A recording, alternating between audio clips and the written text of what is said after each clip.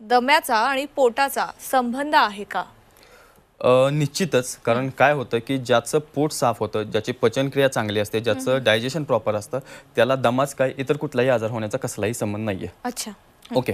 तर काय होतं की ज्यावेळेस आपण जेवण करतो, जेवण केल्यानंतर त्याचा एक आहार रस तयार होतो. आहार रसापासून रस, रक्त, मांस, मेद, अस्थि, मज्जा, शुक्र हे 7 धातू तयार होतात.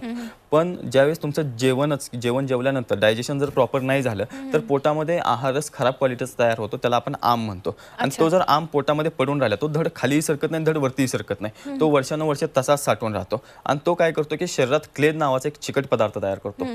तो क्लेद संपूर्ण शरीरभर पसरलेला असतो. आपली फुफ्फुसं काय करतात की लाल वीट ज्यावेळेस आपण पाण्यामध्ये ठेवतो, पाण्यामध्ये ठेवल्यानंतर जो बाजूचा जो ओलावा आहे, तो ओलावा लाल वीट जशी खेचून घेते, तसंच फुफ्फुसं आपली संपूर्ण शरीरातला जो चिकट पदार्थ आहे तो खेचून घेतात आणि स्वतःच आपल्या फुफ्फुसामध्ये कफ निर्मित करतात. म्हणजे काही रुग्णांना सर्दी दिसत नाही, पण फुफ्फुसामध्ये कफ जास्त प्रमाणामध्ये साठलेले दिसतात.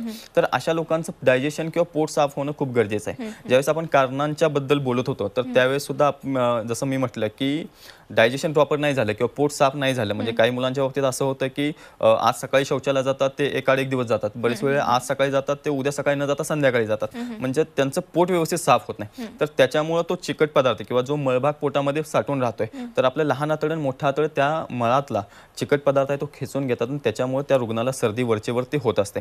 मग अशा लोकांची ज्यावेळेस आपण ट्रीटमेंट करतो, तर त्यांना एका बाजूला दम्याची ट्रीटमेंट, एका बाजूला जुनाट सर्दीची ट्रीटमेंट आणि एका बाजूला पोटाची ट्रीटमेंट करणं गरजेचं असतं की खूप चांगल्या पद्धतीने त्याचं ते कमी होऊ शकतं. आपल्या पुण्याच्याच क्लिनिकमध्ये एक 2-3 महिन्यापूर्वी साईराज कुंभार नावाचे एक पेशंट आले होते. त्याच्या घरामध्ये त्यावेळेस आपण त्याची हिस्ट्री घेतली, तर हिस्ट्रीमध्ये कुणालाही दमा नाही, कुणालाही जुनाट सर्दी नाही, अगदी आईकडेही नाही आणि वडिलांच्याकडेही नाही. पण त्याची हिस्ट्री घेताना एक गोष्ट जाणवली की त्याला 3 वर्षाचंच मूल ते, पण डायजेशनचे खूप प्रॉब्लेम होते. म्हणजे त्याचं पचन व्यवस्थित नव्हतं, त्याचं डायजेशन प्रॉपर नव्हतं किंवा तो जेवण केल्यानंतर शौचाला 1-1, 2-2 दिवस जात नव्हता, म्हणजे इतक्या सगळ्या तक्रारी होतात. तर आपण त्याची ट्रीटमेंट करताना एका बाजूला पोटाची ट्रीटमेंट आणि एका बाजूला दम्याची ट्रीटमेंट अशी केली, त्यावेळेस त्याचं खूप चांगल्या पद्धतीनं त्याचा आज दमाही कमी आहे, सर्दीही कमी आहे आणि पोटाचे विकार सुद्धा आता कमी झाले. म्हणजे जर पोट साफ असेल तर दमाच नाही तर कुठलाही आजार होत